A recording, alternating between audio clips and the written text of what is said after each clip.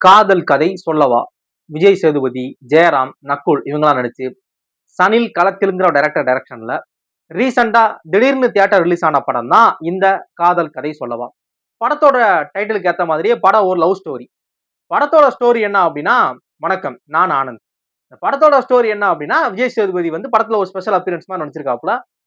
விஜய் சேதுபதி வந்து அடுத்த படத்துக்கு வந்து ஸ்டோரி கேட்கறதுக்காக ஒரு எஃப்எம் ஸ்டேஷன்ல வந்து நேயர்கள் கிட்ட பேசலாம். அப்படி பேசுறப்ப அவங்க லைஃப்ல ஒரு இன்ட்ரெஸ்டிங்கான ஏதாவது ஸ்டோரி மறக்க முடியாத, அது குட்டா இருந்தாலும் சரி, பேடா இருந்தாலும் சரி, அந்த ஸ்டோரி ஷேர் பண்ணுங்க. அதுல இருந்து ஏதாவது ஒரு ஸ்டோரிய இது பிட்ச் பண்ணி நம்ம படமா எடுத்துக்கலாம் அப்படிங்கிற மாதிரி யோசிக்கிறாரு. அதனால பேசுறாரு. அப்படி அவர் கூட நேயர்கள் வந்து நிறைய பேர் கனெக்ட் வராங்க. அதுல வரக்கூடிய ஒரு 2 மெயினான யார் யாருன்னா, ஆயிஷாங்கிறவங்களும், ஸ்ரேயாங்கிற ஒருத்தவங்களும் பேசுறாங்க 2 பேரும். அவங்க லைஃப்ல நடந்த அவங்களோட லவ் ஸ்டோரி 2 பேருமே ஷேர் பண்ணிக்கிறாங்க. அந்த அந்த லவ் ஸ்டோரி ஷேர் பண்ண விஜய் சேதுபதிக்கு ரொம்ப இன்ட்ரெஸ்ட் ஆயிருது.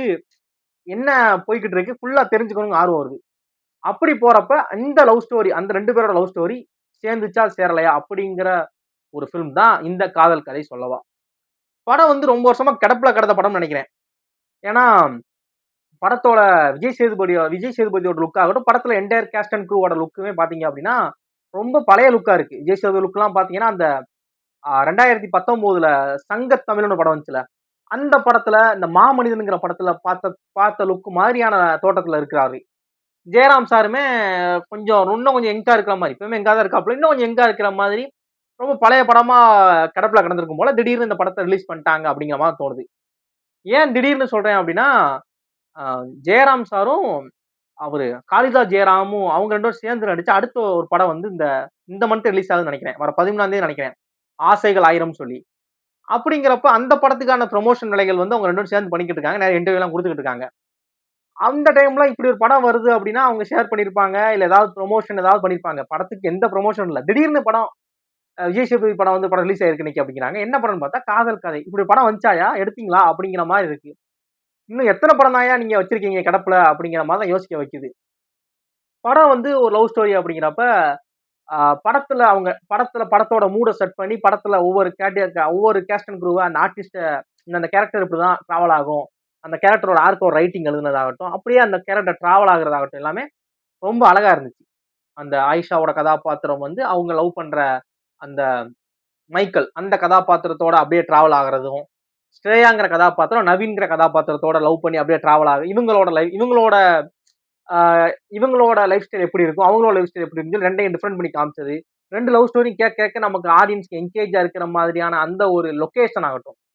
ஆ படத்த லொகேஷன் எல்லாமே கேரளா லொகேஷன் மாரி தான் இருக்கு. அந்த லொகேஷன் ஆகட்டும் இப்படின்னு சொல்லி எல்லாமே பார்க்கறப்ப ரொம்ப பிளசன்ட்டா இருந்துச்சு. ரொம்ப அழகா இருந்துச்சு. படத்தோட இன்டர்வல் பிளாக்ல வந்து 2 பேர் லைஃப்லயுமே ஒரு முக்கியமான ஒரு கட்டத்துல 2 பேரோட லைஃப்மே நிக்குது அப்படிங்கிற மாரி ஸ்டாப் பண்றாங்க. அதுக்கப்புறம் அதே மாரி ஒரு லீட் எடுத்து அப்படியே படம் மூவ் ஆகுது. படத்தோட கிளைமாக்ஸ்ல 2 ஜோடிகளும் சேர்ந்தாங்களா சேரலையாங்கிற அந்த ஒரு எதிர்பார்ப்புலயே நம்மள அப்படியே கொண்டு போகுது. அது இன்னும் கொஞ்சம் சேருவாங்களா சேர மாட்டாங்களாங்கிற மாதிரியான ஒரு ஆச்சரியத்துல கொண்டு போகுது. படத்துல இருக்கக்கூடிய அங்கங்க வரக்கூடிய காமெடி ரொம்ப பயங்கரமா சிரிப்பு வந்தாலுமே, நிறைய இடங்கள்ல வரக்கூடிய சேடான சீனுமே நம்மள வந்து அதான் இந்த ஸ்க்ரீன்ல என்னத்த நமக்கு காட்டுறாங்களோ, அத அப்படியே நம்மளால கேரி பண்ணிக்க முடியுது. ஜெயராம் சார்லாம் ஒரு பயங்கரமான ஆர்டிஸ்ட் அப்படிங்கிறதுல டவுட்டே கிடையாது. அவரு அப்படியே ஒரு சீன்ல அப்படியே காமெடியா பண்ணிக்கிட்டே, அத அப்படியே சேஞ்ச் பண்ணுவாரு ஒரு சீன. அத அப்படியே சோகத்துக்கு மாத்துவாரு. சேடா மாத்துவாரு. சிரிச்ச நம்ம அப்படியே கொஞ்சம் அமைதியாயிருவோம். அந்த மாதிரியான காட்சிகள்லாம் படத்துல நெறைய இருந்துச்சு. ஜெயராம் சாருக்கு நான் தனியா சல்யூட் குடுக்கணும்னு அவசியமே கிடையாது. அதெல்லாம் ஒரு பயங்கரமான ஆர்டிஸ்ட் அப்படிங்கிறப்ப, ரொம்ப ஈஸியா அவர் நடிச்சிருந்த அந்த மைக்கேல்ங்கிற கதாபாத்திரத்த, எந்த அளவு அந்த கதாபாத்திரத்துக்கு அவரு அவரு உயிர் குடுக்க முடியுமோ, பயங்கரமா குடுத்திருந்தாரு. படத்துல நடிச்ச எல்லா ஆர்டிஸ்ட்டுமே நக்குல் ஆகட்டும், அந்த ஸ்ரேயாங்கிற கதாபாத்திரம் வந்தவங்க, அந்த ஆயிஷாங்கிற கதாபாத்திரம் வந்தவங்க எல்லாருமே இந்த படத்துல இந்த கதாபாத்திரத்துக்கு என்ன மாரியான ஒரு ஆக்டிங் தேவையோ, அத என்ன மாரியான ஆக்டிங்க வந்து டைரக்டர் டிமாண்ட் பண்ணாரோ, அதுக்கு ரொம்ப சூப்பரா குடுத்திருக்காங்க. படத்தோட சினிமாட்டோகிராஃபி ஒர்க் ஆகட்டும், படத்தோட சாங்ஸ் ஆகட்டும், படத்தோட மியூசிக் ஸ்கோர், பேக்ரவுண்ட் ஸ்கோர் எல்லாமே அந்த மியூசிக் டைரக்டர் வந்து இந்த படத்துக்கு எந்த மாரியான ஒரு மியூசிக் ஸ்கோர குடுக்கணும் அப்படிங்கிறத ரொம்ப கரெக்ட்டா அதெல்லாமே ஒர்க் சூப்பரா இருந்துச்சு. படத்துல வர மான்டேஜ் சாங்ஸ் அவங்க ஜெயராம் சாருக்கும், அந்த ஆயிஷாங்கிறவங்களுக்கு வரக்கூடிய அந்த மான்டேஜ் சாங்ஸ் பார்க்கிறப்ப ரொம்ப அழகா இருந்துச்சு.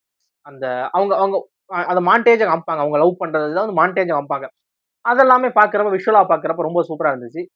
இந்த படத்துக்கு மேக்ஸிமம் நீங்க வந்து எந்தவித அ எக்ஸ்பெக்டேஷன் இல்லாம விஜய் சேதுபதி படம் ஆகா, ஓகோ அப்படின்னு எதிர்பார்க்காம ஒரு படம் லவ் ஃபிலிம், ஒரு சஸ்பென்ஸ் இருக்கிற மாரியான ஒரு லவ் ஃபிலிம்னு சொல்லி எந்தவித எக்ஸ்பெக்டேஷனும் இல்லாம ஒரு படம் பார்த்தீங்க அப்படின்னா, இந்த படம் வந்து உங்களுக்கு பிடிக்கிறதுக்கு அதிகபட்ச வாய்ப்பு இருக்கு. ஏன்னா, ஓவர் எக்ஸ்பெக்டேஷன் தான் அந்த படத்த வந்து கெடுத்துரும். எந்தவித எக்ஸ்பெக்டேஷனும் இல்லாம ஒரு படத்த நீங்க பார்த்தீங்க அப்படின்னா, கண்டிப்பா நெறைய இடங்கள்ல நீங்க வந்து ஒரு லைட் ஹார்ட் ஃபிலிமா இருக்கும். ஒரு லைட் ஹார்ட்டடா ஒரு ஃபிலிம் பார்க்கணும்னா பார்க்கலாம். ஓகேவா? விஜய் சேதுபதி படம் அப்படிங்கிற மாரிலாம் யோசிக்க வேணாம். படத்துல ஹீரோ அப்படின்னாலே அது நக்குலும், ஜெயராம் அவங்க தான். விஜய் சேதுபதி வந்து படத்துல ஒரு ஸ்பெஷல் அப்பியரன்ஸ் தான். மத்தபடி படத்துல விஜய் சேதுபதி தான் ஹீரோ கிடையாது. ஸ்பெஷல் அப்பியரன்ஸ் மாரி வந்திருக்காரு. படத்துல நெறைய ட்விஸ்ட் அண்ட் டர்ன்ஸ் இருக்கு. கொஞ்சம் கூட எதிர்பார்க்காத நெறைய ட்விஸ்ட் அண்ட் டர்ன்ஸ்லாம் இருக்கு. அந்த சஸ்பென்ஸ் எதையுமே கொஞ்சம் கூட எதிர்பார்க்க முடியல. நல்லா நல்லா இருக்கு. அதான் சொல்ல முடியல. எக்ஸ்பெக்டேஷன் எதுவுமே இல்லாம நான் அப்பதான் பார்த்தேன். நான் விஜய் சேதுபதி படம், படம் அப்படி இருக்க போது, இப்படி இருக்கு அப்படிலாம் இல்ல. ஒரு படம் ரிலீஸ் ஆயிருக்கு. ரொம்ப வருஷமா கிடப்புல கிடந்த படம் போல அப்படிங்கிற மைண்ட் செட்ல தான் போய் பார்த்தேன். எனக்கு ஓகே. ஓகே. ஒரு ஒரு ஒரு ஆவரேஜான ஃபிலிம் பார்த்தேன். ஒரு நீட்டான ஒரு படம் பார்த்தது தான்.